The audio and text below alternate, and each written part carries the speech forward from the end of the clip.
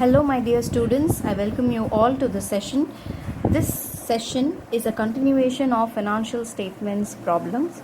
So far we have learned how to prepare balance sheet. There may be few items that need specific attention where these items to be placed in the major heading as well as the subheading in the balance sheet. So I'll just read the problem. This type of problem seems to be important for your board exams. This may be asked for 3 to 4 marks. So 3 to 4 marks problems. Okay. So first, under what heads the following item are classified or shown on the asset part of the balance sheet? They themselves have given that it is asset part. So we do not need to worry about which part. So it is asset part. I'm sure that you're able to, yeah. Okay. So loose tools. What is loose tools? Loose tools means it is a part of inventory. Sometimes a factory may require some tools to make sure that the machineries are working appropriately. So this under what major heading? It is inventories. So obviously it will be coming under current assets, subheading inventories. Okay, so this is loose tools. Bills receivable. What is bills receivable? Obviously it is also a current asset. So I'm just indicating as current asset. Under what? Trade receivables. Okay, so trade receivables is the answer. Sundry debtors, the same thing. Sundry debtors is also a current asset. It is also trade receivables. I'm just writing as TR, the same thing, trade receivables. Okay. Advances recoverable in cash. Now, what is advances recoverable in cash? In the question itself, it says that it is an advance. So obviously it is a asset. What asset? Is it a current asset or a non-current asset? It is a current asset. So we know that 100% it is a current asset.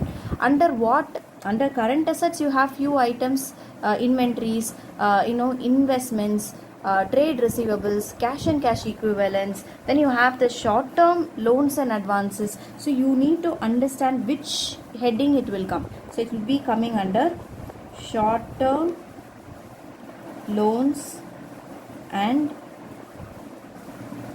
advances. You have to make sure this. Many students will make mistake this as taking it to be liability. Okay, that's not right. They themselves have given as asset, even though they have not given. If they have not given in your question, you should be able to understand what it is, interpreted in a correct manner. Okay, then patents and trademarks. What is patents and trademarks? Obviously we know that it is an intangible asset. So it under what major heading? Asset item has two major headings. One is the non-current asset, another one is the current asset. Major heading in the rendukulla da irukum. So it is non-current assets.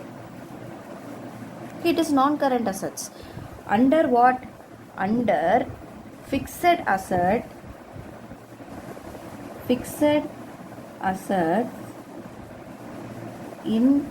intangible assets. Okay, so you need to write the detailed manner. Okay, next one, shares in quoted companies. Now shares in quoted companies, it is an investment. We are investing in this company. Okay, so it is called as investments. So they have not given the specific date when it is going to get matured. We do not know about that. So what we are supposed to do, we just have to account it as non-current assets. Under what? Under non-current investment. Okay, so under non-current investment. The next one is prepaid insurance.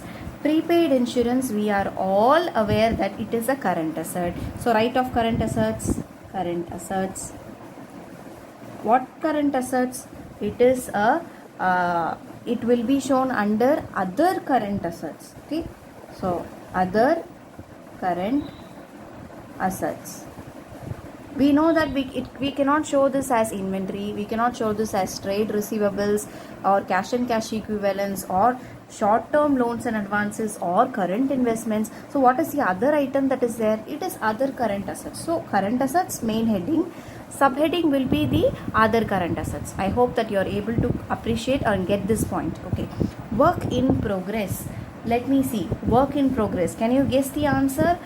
Work in progress. What work in progress? Work in progress means it is talking about fixed assets. Okay, so you have the buildings that is under construction. If there is a capital nature asset under construction, then you call something as work in progress in the balance sheet. So you will write as non current assets under fixed assets. I told you that you need to follow property, plant and equipment. You check in your textbook whether it is fixed asset or property, plant and equipment. Accordingly you follow. So fixed asset, capital, work in progress. I'm sure that you are able to get this. Capital, work in progress. Now bills of exchange, the next one, bills of exchange. We know that this is a current asset. Bills of exchange is a current asset. So under what it will come? Bills of exchange. It is like bills receivable. Okay, bills receivable. So I'm just taking it as current assets. Okay, and it should be called as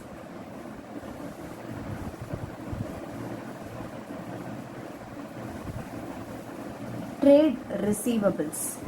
Okay, so I'm sure that you're able to get this point. Next one, truck. Truck is very easy. You know that it is a fixed asset. What asset? Tangible. Under what major heading? Non current assets. Okay, investment, long term. What? It is a long term. So long term investment, or you have to show it as non current investment. Under what head? It is non current assets. Okay, government securities, same, non current investment. It is an investment. We are making government investment in government securities. So it is non current investments. Under what heading? Non current assets. Livestocks. Now what is this livestocks? Don't think that it is stocks that are in the stock market. It's not like that. It's like sheep, cattle, those kind of if you have a poultry farms, you're growing animals, so that is called as livestock. Okay, so livestock is a tangible fixed assets. Under balance sheet we will call this as fixed asset, tangible. Okay, you can see it, you can feel it. Okay, so it is non-current asset. Under non-current assets you have the fixed assets, tangible. I'm sure that you're able to appreciate this. Yes, you need to recollect one more thing. Advances receivable in cash. It's the question itself says that it is advances recoverable in cash, which means we are going to receive the money. So it is called as a current asset. Under what heading? Subheading is short term loans and advances. Shares in quoted companies, it is investment that we have made. It is a non-current assets, non-current investments. Similarly, work in progress, it is a fixed assets. You are talking about some building that is in work in progress. So it is called as non-current asset, fixed assets subheading, capital, work in progress. Bills receivable is like a trade receivables. Then you have the livestock, which is a fixed tangible asset, which is under major heading non-current assets. Now in exam, if you ask me how you should write the full form of every item. You should not write CA, NCA, all these things. Because of time consumption, I am writing like this, but you have to write it in a full form in the exam. We will move into the next problem. Under what head the following items are classified or shown in the balance sheet of the company? So I've just created major head and subhead here. So the first one is bills discounted but not matured. What is that? Bills discounted and not matured. Say for example, there is a bill dated 1st July 2020. Okay, 1st July 2020, you have a bill. Is it matured? The answer is no. There is a couple of days to reach 1st July 2020. Obviously, you would have got from the bank, but the bank wouldn't have got from the customer. So that is called as bills discounted but not matured. Okay, so it is like a contingent liability. Why it is a contingent liability? Suppose suppose for example, A is gone to the bank to discount the bills. Okay, so bill has to be recovered from B. Say for example, A and B has gone into a transaction. Okay, so B has given a bill to A. A has given goods, that is stock, to B. So B has to pay money. B has to pay money to A. But A needed money immediately. He went to the bank to discount it, which means he would have got the money, but on 1st of July, B will be able to pay bank. But there is always a probability that B will not be able to pay. So this will be called as contingent liability. Liabilities in notes to accounts. You do not know because it is not sure. Suppose B pays, you don't have any problem. Suppose B doesn't pay, then you have a problem. Okay, so I'll just repeat this entire thing again. A is the seller, B is the buyer. Okay, A is the seller, B is the buyer. A is selling some goods to B.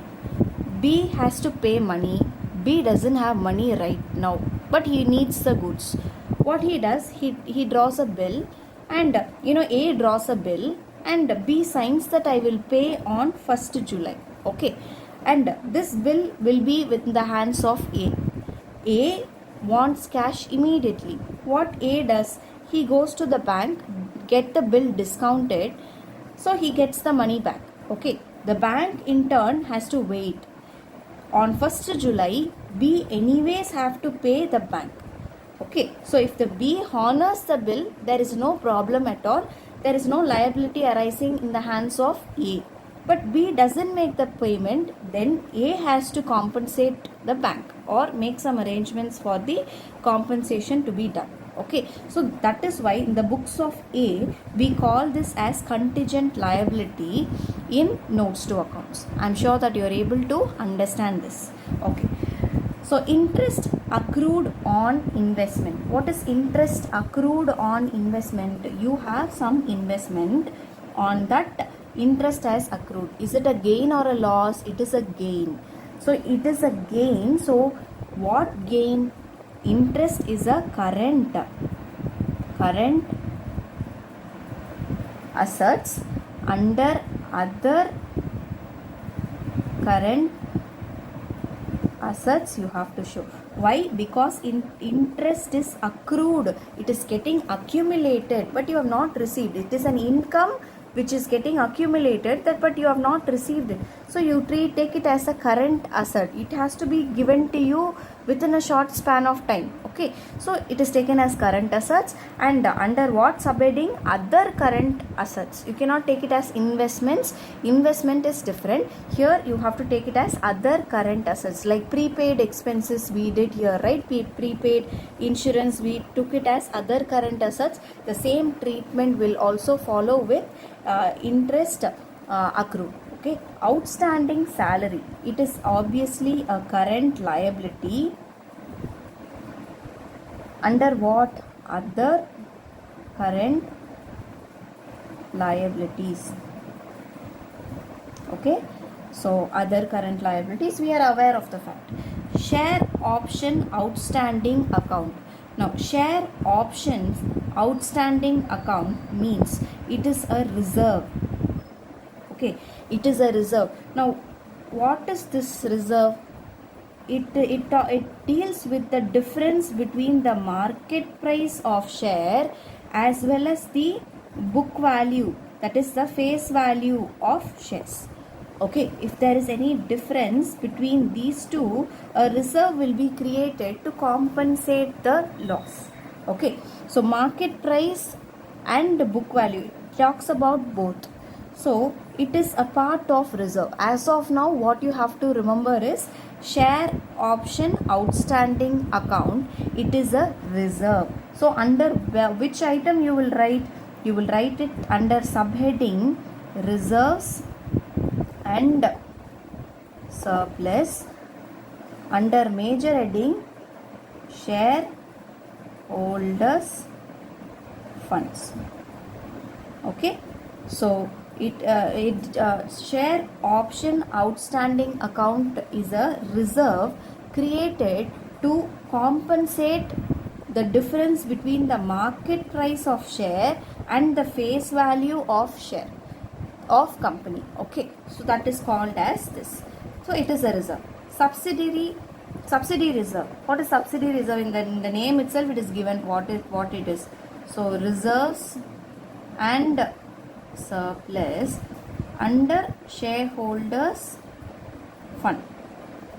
Okay, so it's very easy. What is subsidy reserve? Subsidy reserve is if you are not utilizing the if you are not utilizing the government subsidy or any subsidy for that matter you got from any institutions, you have to transfer that into a reserve. You cannot use it for any purpose as you like. The subsidy would have been given for utilization of a particular purpose only. Okay, so you have to utilize only to that purpose. So till it is utilized for that purpose, you need to store that in a separate reserve called as subsidy reserve. Okay, so that is what called as subsidy reserve. Next is unclaimed dividend. Now unclaimed dividend, we need to anyways pay dividend, but the shareholders we made the attempt to pay, but the shareholders have not reached us, or the shareholders have not got the dividend, not claimed the dividend. Then it is called as what? Other current liabilities.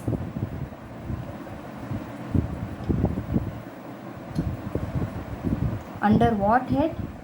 Current liabilities. Now generally what happens is LITIES. Okay, so generally what happens is when dividend is being declared, a particular point of time the company has to pay.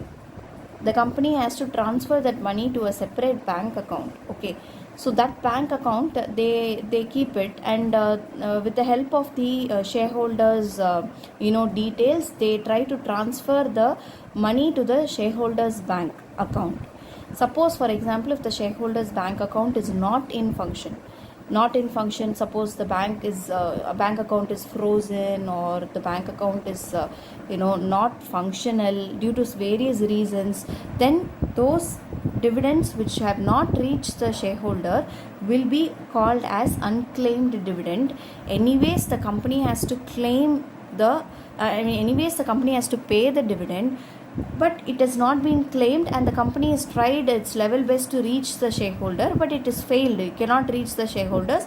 Then it will be transferred to investors and education fund or something for the development of the investors. So these money will be further transferred like that. So as of now, how will you treat? You will treat this as current liabilities under the subheading other current liabilities. Hope that this is clear. The next question, under what heads the following items are shown in the balance sheet of the company?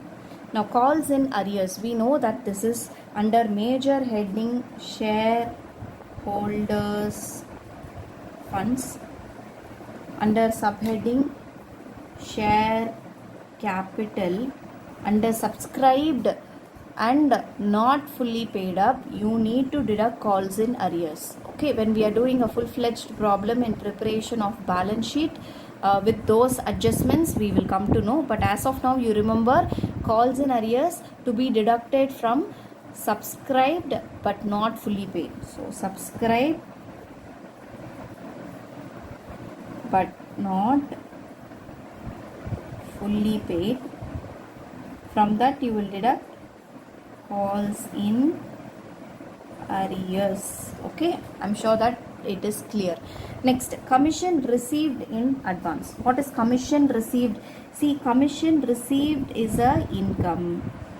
Income, if it is received in advance, you will take it as liability. What liability? Current liability. Okay, under current liabilities, other current liabilities. Okay, next, stores, spares and parts, we know that this is current assets under inventories. The same treatment for loose tools also. Forfeited shares account, we have this share, we know where it will come. Will come under shareholders funds, under share capital. There is a separate treatment for this. When we are learning company accounts, we will come to know. As of now we will take it as share capital. Okay, so uncalled liability on partly paid shares. Now what is this uncalled liability on partly paid shares? Say for example, till allotment the company has made call.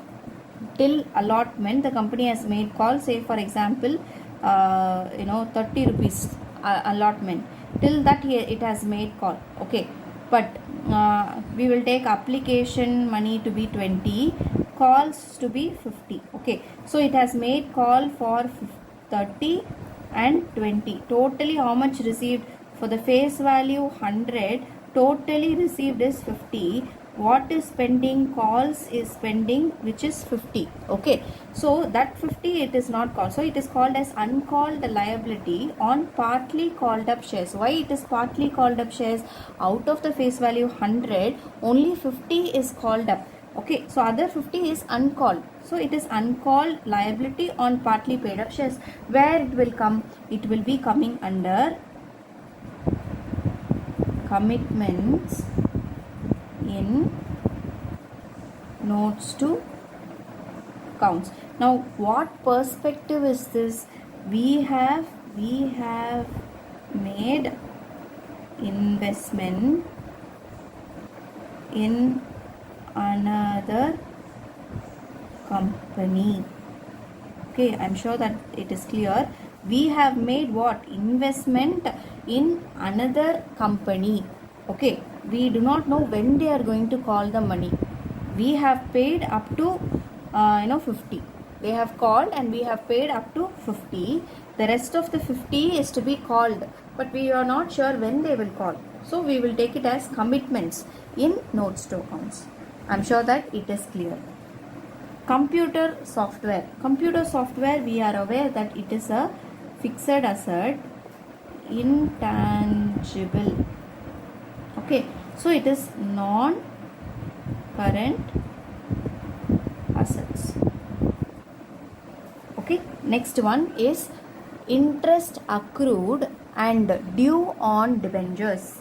Interest, debentures means what? Debentures means that we have to pay.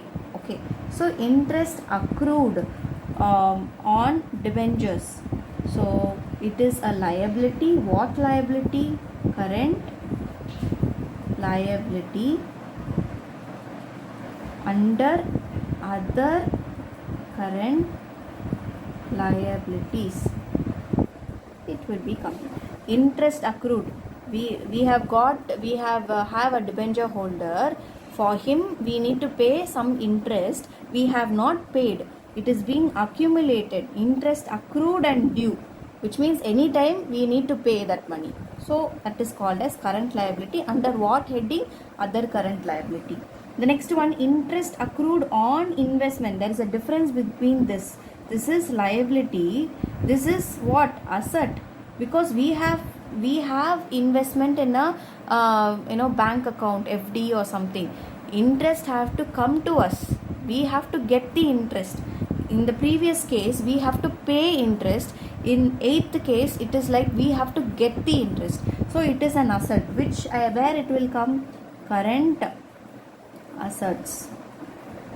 Under other current assets. Okay, subheading. Work in progress. Again, repetition. It is a non-current assets under fixed assets or property, plant and equipment. Under that, where capital work in progress. Okay, then provision for tax. We have to pay tax. For that, we need to provide. Pay nale enna? It is a current liability. Current liability under the subheading other current liabilities. Okay, so this type of problems are frequently asked in your past year question papers, so make sure that you practice it regularly. I'll see you in the next class. Thank you, class.